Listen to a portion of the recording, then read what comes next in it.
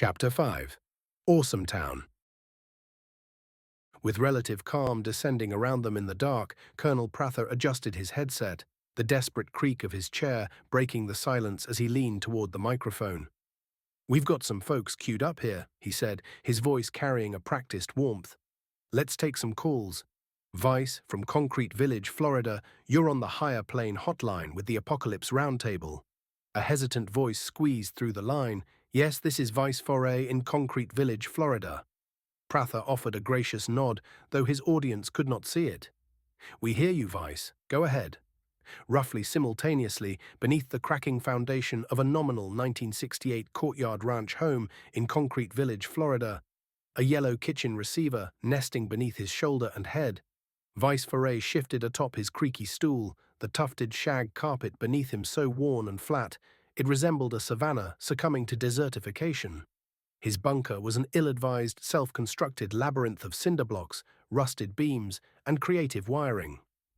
A standing lamp had been secured to the claustrophobic ceiling with hose clamps in effort to replicate a track lighting system. In practical effect, it excelled at creating disorganized lighting and distorted shadows over the haphazardly stacked canned goods lining the walls. Foray's eyes blinked to aid his focus. "The subject is peaches, specifically," he began, his tone carrying the slight tremor of a man both desperate and pedantic. "I have 4,385 cans of peaches in my north bunker storage pod, but I discovered only last week that the expiration date used a 2-digit year." Back on Christmas Island, Linda Prince Pine, perched in her cyan pantsuit, leaned forward slightly. "What kind of peaches, Mr. Foray?" "Imperial Velvet Suncrest," Vice replied back in the bunker, as if announcing royalty. "These are canned by a Tibetan couple in Tampa. I'm just highly concerned that they may not be compatible after the switchover." Linda paused to think. Pastor Tamor Fawnferrier raised a hand like a perplexed student. "What are we switching?" Vice sighed heavily, the static amplifying his exasperation. "That's a question I've pondered a lot the last few days. Their logo is a swan with an arrow shot through it, which is prima facie a tie to Clinton, in my opinion." Prather tilted his head like a gecko on the transmission. "George Clinton and Parliament Funkadelic." Vice eyed his hopelessly tangled phone cord. "Bill and Hillary Clinton. I feel bad for my sister. I was only minutes away myself from ending up with one of the government chips inside me when I went in for a pap smear in July '97. Linda's eyebrow lifted, her voice dry. "Are you a hermaphrodite?" "I was born clear on the other side of the country in Santa Clarita. I'm not sure what they call us," Vice responded. "Why a pap smear, Mr. Foray?" Linda pressed, eyeing Prather, who was confused by the eye contact. "I'm a medical procedure tourist, or at least I used to be. I was working my way through the P's back then." Vice's voice faltered slightly. "It's clear my sister was chipped around the same time. She's convinced they're testing for the switch to a 4-digit year. When I reminded her this whole thing is a black op and told her I relocated to the bunker, she stopped answering my calls. In a strange way, I'm glad the delusion keeps her busy, but the silence is unbearable." "Like Patrick Swayze in Ghost, God rest his soul," Prather nodded. Vice's voice grew sharper. "What happened to Patrick Swayze?" Pastor Tamor Fawnferrier interjected gently, his Kentish town twang softening his delivery. "What a shock that must be to the uninformed. If I may, Mr. Swayze took the long lobster floaty ride to paradise, I'm afraid." "When did this happen?" Vice asked, his voice rising. Prather glanced toward Linda. "Boy, when was that, Linda? I think that was the month Porter Kildale sank his bionic sperm whale." Linda adjusted her glasses thoughtfully. "Oh yes, I had very good A1C levels that month, September 2009. 2009? Vice's tone was incredulous. "What do you mean 2009? Linda adjusted her blazer, the edges of her dark eyes narrowing as she leaned toward her microphone, assuming the tone of a lecturer. "Colonel, allow me." Vice, imagine, if you will, an astronomical system wherein the Earth, a large oblate spheroid, is tethered by invisible forces, a phenomenon called gravity, to our sun. In his bunker, Vice Foray stood rigid at first, the phone pressed firmly to his ear as Linda's words began their methodical march. his fingers clenched tighter against the handset. His mind momentarily snagged on the word oblate, which sounded to him like some kind of expensive dental procedure. This very sun, Linda continued, her voice unfurling with deliberate clarity, conducts an elliptical journey around our celestial neighborhood. We measure these repetitive circumvolutions in what we quaintly refer to as years. Okay, Vice mumbled, his voice tight with the mental chase. To keep track of time, Linda pressed on, humanity, rather unwisely, has chosen a base 10 numerical system. Each year is composed of 12 distinct subcycles called months, roughly based on the movement of our moon, or lunar. Vice adjusted his grip on the phone, his body awkwardly sliding incrementally off the stool until he found himself crouched, knees tight against his chest. The year in question, 2009, Linda continued, is a numeric label, part of an intricate progression starting from what is, quite arbitrarily, called the birth of Christ. Are you trying to tell me, Vice croaked, his voice trembling with the weight of comprehension, it's not December 1999? Prather couldn't actually rule it out by his standards. Could be a Florida thing, sure. Vice, I can't in good conscience say that it isn't December 1999 for you. Hector Carter the Wraithwalker likes the image of a dog eating its own vomit, but I liken it to dough that's getting worked. You get pockets of old reality in there. You don't know there's a hair in there until you eat the biscuit. You could have a hair from 1999 in your biscuit.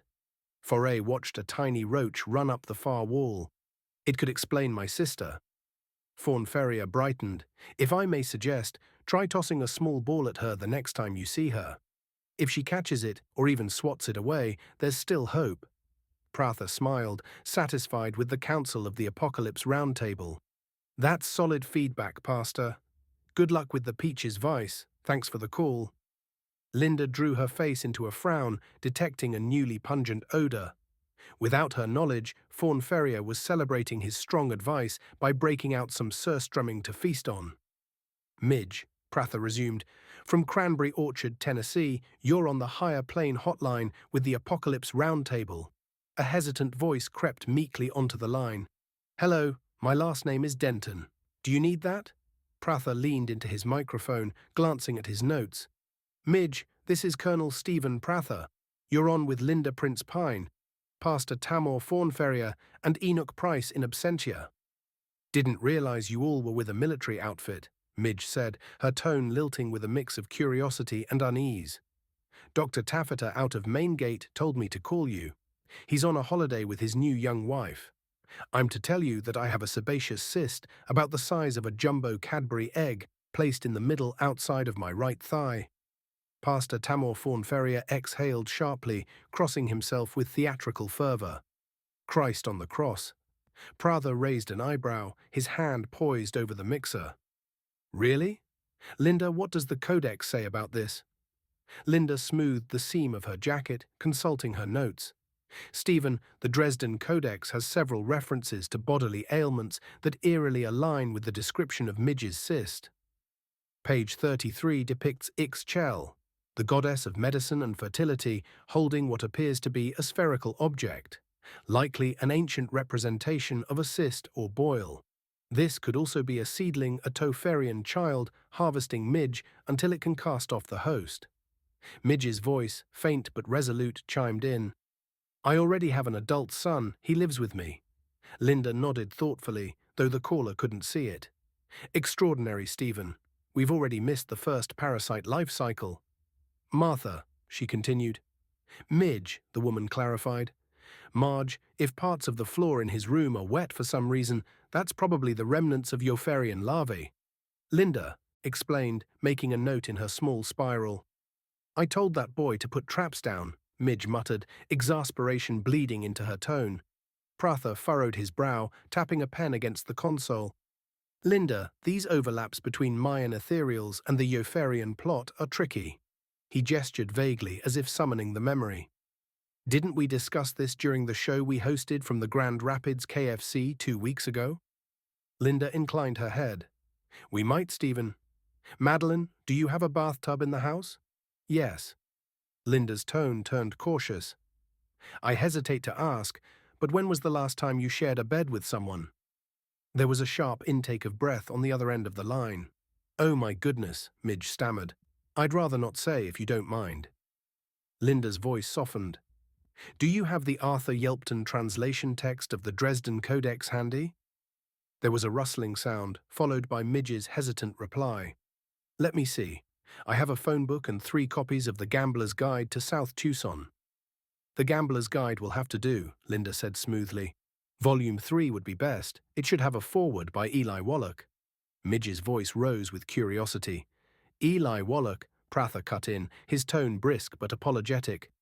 "Maddie, I hate to break in here, but we're going to have to place you on hold for a second." "Well," Midge replied, her voice tinged with resignation, "can you just transfer me to another clinic?" "Minka, we will be right back to you, love." Pastor Tamor consoled, Prather leaned toward the mixer, toggling switches with a practiced hand. "Yuri, go ahead and patch him in. I'm going to try to remember how we set up this panel." A scratching sound, followed by a chaotic jumble of static and faint, indecipherable voices, filled the tent. Prather frowned, tapping the board with increasing impatience. "Hello?" Midge's voice seemed suddenly alone. Unbeknownst to her, Midge Denton had been untethered and reconnected. The static deepened, followed by a choppy but unmistakable voice emanating from somewhere in the tangled frequencies. "Apocalypse Round Table, do you read?"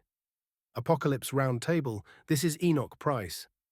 A long pause followed, broken only by a gentle collage of a generator winding, its own echo down the long dark corridor from Price, and the low accompaniment of dripping moisture. Midge's voice, bewildered but steady, at last responded, "This is Midge Denton."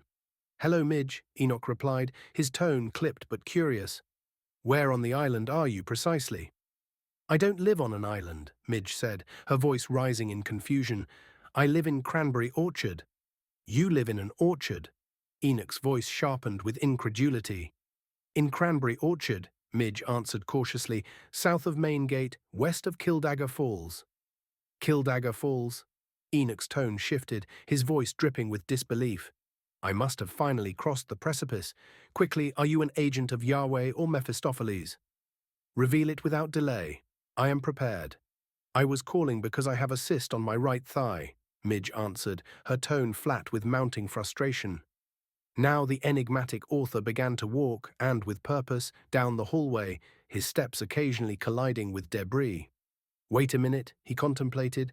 "A network of porta potties in an island climate feeding an enclosed complex with potentially high concentrations of hydrogen sulfide, methane, ammonia. Apparitions would therefore be of no real surprise. This would also explain why I'm seeing Kathy Lee Gifford at every turn." "I love Kathy Lee Gifford," Midge's voice responded. Enoch picked up a cup filled with what could only be a mixture of water and excrement. "I could learn to love her, perhaps. Carve out an existence living off the edible fungus in these caverns and liaising intimately with an apparition. Not unlike the plot of my 1990 novel, The Barbaric Song of Audacity." Back in the tent, Linda and the pastor were making competing recommendations on the technical issues that bled into chunky white noise. Yuri's voice read into the colonel's ear with blunt instructions, until the host started nodding, signaling to himself a confident readiness. Starting with both hands posed over the console, Prather finally lowered his right index finger like a paratrooper. Onto the thick switch face. "Kevin in Failed Expedition, Missouri. You're on with the Apocalypse Roundtable." Dr. Prather, split-second confusion slipped seamlessly into a confident smile. "Midge, welcome back. Pastor, you owe me $20. Losing the bet unearthed a satchel of ill will in Tamor. "Oh, hell." Prather rubbed his hands together as his mark dug in his lapel pocket for the cash. "Always walks towards the light, Pastor. That's where the profit is." "Dr. Prather, if you can provide a referral, I can still get my nephew to take me to Killdagger Falls." The colonel rolled the 20 gleefully into a tube. "Of course. Sorry to leave you on the precipice, Midge." "You know Mr. Price said the same thing," she noted. Colonel Stephen Prather's expression sharpened, his fingers freezing mid-air over the console. "Price? Enoch Price?" "Yes. He was just on the phone. He's—" Prather's movements turned frantic as his hands darted across the switches. "Stay on the line. Linda." Midge, stay on the line while I just conference us. Static erupted, punctuated by the clatter of hurried button pushing. Prather leaned closer to the microphone, his voice strained with effort. Is it? Linda Prince Pine asked, her voice cutting through the commotion. Colonel. Enoch Price's voice sounded about a centimeter tall. Enoch. Colonel Enoch. Linda. Prather's words overlapped with Linda's and Enoch's in an ecstatic jumble, the round table members momentarily united in joy. Even Pastor Tamor Fawnferrier leaned forward, his expression softening in anticipation of joining the reunion. Midge's voice returned, distracted. There's someone else calling in here. Hold on a second. Oh, that's Tanner with NutriGrasp Vitality Reach. I'm supposed to set up the payment plan for my B12 body stocking. Prather's head snapped up. Midge, wait. Few forms of profiteering triggered any sense of hesitancy in the colonel, but NutriGrasp Vitality Reach, a firm delivering on the vision of its founder, Shi-Lin Hao Peters, of total health. Specializing in incorporating vitamins into every possible everyday object, clothing, furniture, utensils, and even beds, NutriGrasp buckled his generally firm neutrality when they provided a trial subscription to Nutritank Vitality Water in 1989. The colonel encouraged his paternal grandmother, aged 102 and close to death, to take a bath in it to lessen her many ailments. While ineffective in all other persons, A.D. Prather made a full recovery. She made a point of foot racing the colonel each time they visited and had for nearly 23 years hosted a program debunking his radio show. The very mention of the firm triggered a fight-flight mechanism in him. Linda's tone sharpened. No, Stephen. You'll lose Enoch. Prather's eyes widened with some recognition of recent events. They might not be lucky enough to get Price back a second time. This pause burned only an instant before Pastor Fawnferrier bolted upright. His face ran white with recognition. Colonel, NutriGrasp Vitality Reach. Colonel, have you forgotten? The pastor growled. Rising from his seat with sudden resolve, he declared, Well, if no one will tell her, I will. Let's just take her off mute. Tamor's determined stride was interrupted as Prather leapt up and stepped into his path, his stance strangely reluctant yet firm. The two men locked eyes, a silent battle of wills. Colonel, what on earth? Tamor demanded, his voice trembling with frustration. A sharp click echoed through the tent, signaling the abrupt disconnection of Midge's line. The silence that followed was heavy, almost suffocating. You deliberately stopped me, Colonel, Tamor said, his voice low and accusatory. I could have saved that poor woman from being fleeced. Do you know what you just did? Linda's voice was calm and colorless. He knows, Pastor. He knows. Tamor's face contorted in bewilderment, his frustration bubbling over as Prather returned his focus to the microphone. He snapped a bit of surstrumming impetuously as the colonel's voice regained its polished, cheerful tone. Folks, Prather began blithely, we'll catch up with Enoch and more of your calls when we return with the Apocalypse Roundtable. Do come back. Outside, in the endless night, after a brief respite, the winds were picking up again.